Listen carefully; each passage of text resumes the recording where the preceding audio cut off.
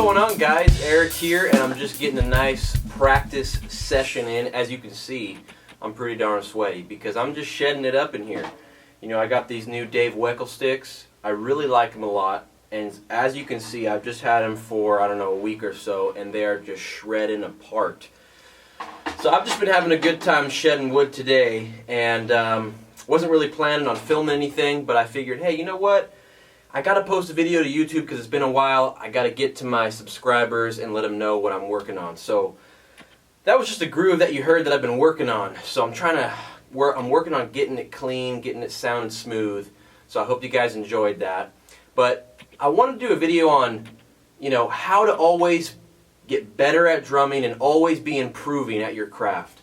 You know, oftentimes you hit those plateaus, man, where you just don't know what to play and you're like frustrated and you're like, man, I suck. I want to keep getting better, but I don't know what to practice and I don't know what to do. So what I've learned is, you know, there's really three things that you always want to be looking at if you want to keep improving and getting better as a drummer. You know, when I started really paying attention to these three things, I mean, I got in the course of like just a year, I got so much better, and I wish that before, when I was younger, if I was approaching drums this way, you know, I wish I would have done that because I would have had so much more growth. If you look at the amount of growth I had in 1 year versus 5 years before that, I mean, it's crazy. And I've actually had less practice. So it's almost like when I come into the practice room, I need to really work because I can't just sit back and jam and hope that I'm going to get better. I had to practice smart, and that's one of the things. So, three things for you. First off, stay motivated. Okay, guys? That's the first thing, is how do you stay motivated when you're hitting those plateaus? You know, that's my problem often, is I would get frustrated. I would be playing the same beats and grooves. And what I learned is, to stay motivated, you got to watch other drummers. Throw your pride out the window. There's a lot of other better drummers than me. Okay, I learned that.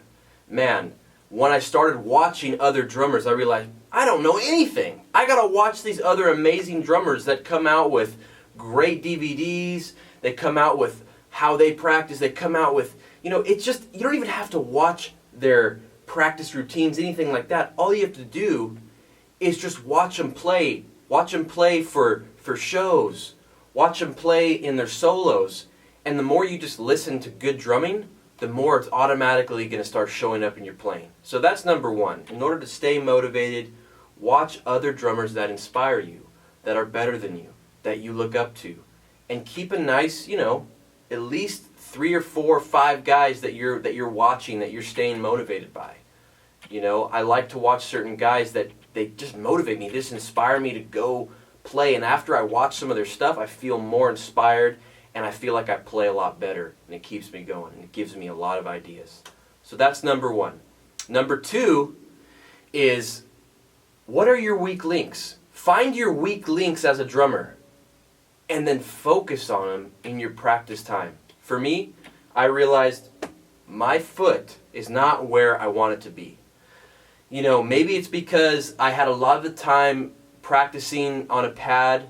You know, when I would, even if I didn't have drums, I could practice on a pad, but usually you can't do that with your foot unless you have a foot pad and a foot pedal to bring along with you.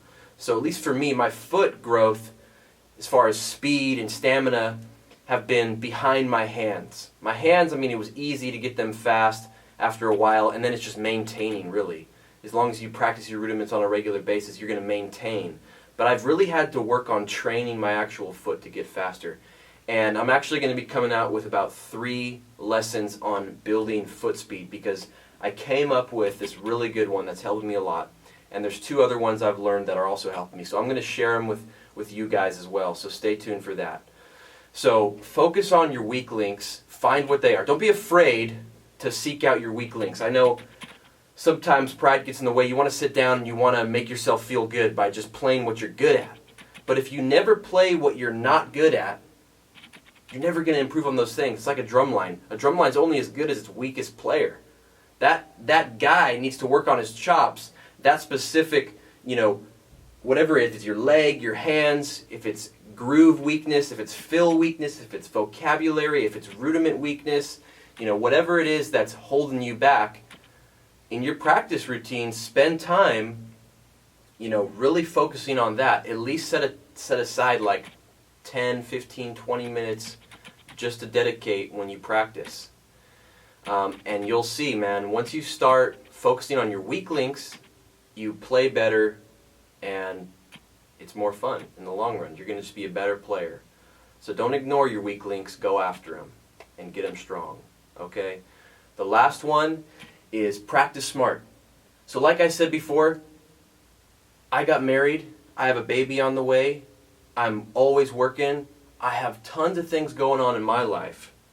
And how am I going to find time to practice? Well, I still make the time to practice, but now it's not me just going back every day for an hour and just shedding and jamming and having fun, whatever. Now, if it's 3 days a week, man, those 3 days a week I'm in here and I'm really focusing on my weak links. I'm training. It's like going to the gym. You go into the gym to work out. You don't go into the gym to just dingle around and socialize and whatever. I mean, at least for me, I go into the gym, I work out. You go into your practice room, work on the drums, okay? Focus on your weak links. Set aside, come up with some type of practice routine. You come in the first 10 minutes, warm up, work on rudiments. The next 10 minutes, work on your weak link. The next 10 minutes, just work on some grooves. Try to come up with new ideas. Hopefully you were watching some other drummers that gave you some ideas that you can start to practice. And in the last, 10 minutes, work on a song.